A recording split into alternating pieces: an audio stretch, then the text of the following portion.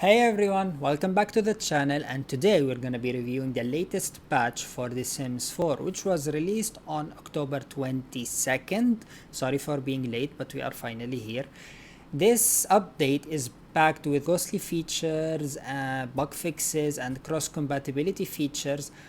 Whether you are into ghostly gameplay or just here for some bug fixes, then this update is for everyone. Let's jump right in and break this patch notes together. As for one of the most exciting features of this patch, you can now finally create or choose a cult and create a sim. So if you go here, pick an occult, you can choose any of the occults that come with the Sims 4 packs. So if you have any of the packs that include supernatural creatures, you can choose them right from Create a Sim, which is something exciting. It's a very great addition to the gameplay. You can start your storytelling right from Create a Sim when starting a new game. So not only that, but you can now choose and create a ghost and create a sim. So for example, you can choose any cause of death here, and I think this is a very big preparation for the new expansion pack that's coming out. So you can choose any of the cause of death here, and if you have any of the expansion packs or game packs that has a unique type of death, you can choose that here. So we can choose like death by beetles or death by freezing. I believe that the color of the ghost depends on the cause of death, but I don't see that happening here a lot. But anyways, I'm very happy to see this addition to The Sims 4 and being able to create ghosts in The Sims 4. Speaking of supernatural interactions, the Grim Reaper is back with a twist. Yes, you can now woohoo with the Grim Reaper. Again, this quirky feature was a fan favorite in the earlier Sims games, and now it has been revived. One of the cool things about this patch is how it incorporates cross compatibility. So if you own any of the supernatural expansion packs or game packs like Vampires, Island Living, or even the upcoming one, Life and Death, EA has added themed tombstones based on the life state of your sim. So if your sim was a vampire, or if they were a merfolk, or even a spellcaster, they will now have a gravestone that reflects that, as we can see here in the picture. There is a brand new merfolk tombstone that is absolutely stunning, and this gives builders a little bit of a creativity here, especially with the upcoming expansion pack, the Life and Death expansion pack. Builders will have, they can create themed graveyards with these new customizable tombstones. Now onto the bug fixes, probably the part that we all have been waiting for. Let's start with the fact that Sims will no longer autonomously eat spoiled food, finally.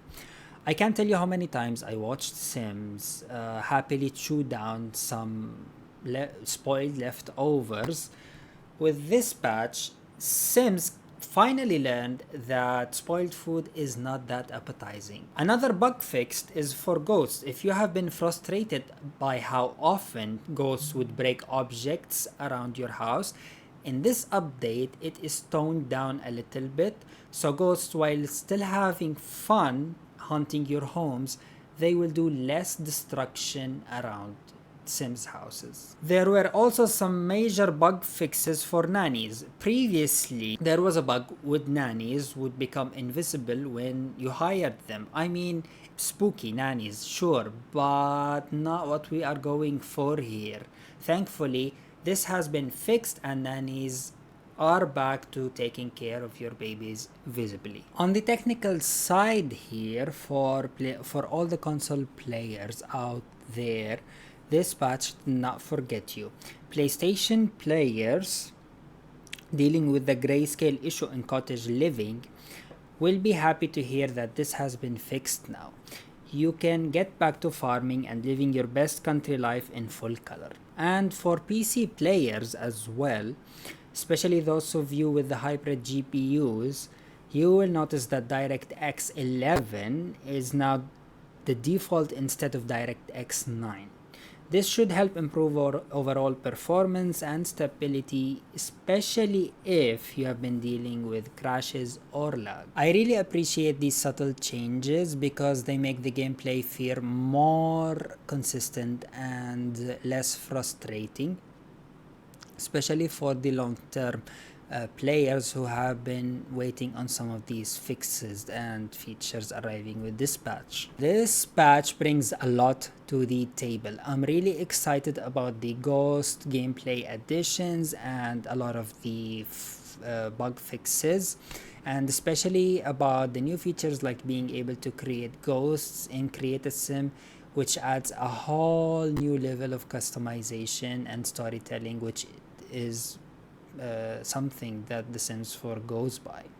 As for the bug fixes, the patch finally addressed some of the frustrating issues for players, like Sims eating spoiled food or disappearing nannies. These fixes really improve the day-to-day experience of the gameplay, making it smoother and much enjoyable. That said, there are still a few lingering bugs that I would like to see addressed in the upcoming updates, but overall I think this patch is a big win for The Sims 4, especially those who enjoy the supernatural gameplay and have been frustrated with some of the bugs that have been addressed in this patch. So what do y'all think of this latest patch? Have you started playing with ghosts yet? Have you played to see and experience the bugs that have been addressed? Let me know what you think in the comments below, and if you have enjoyed this review, don't forget to give this video a thumbs up and hit the subscribe and notification bell so you don't miss out on more Sims content. Thanks for watching.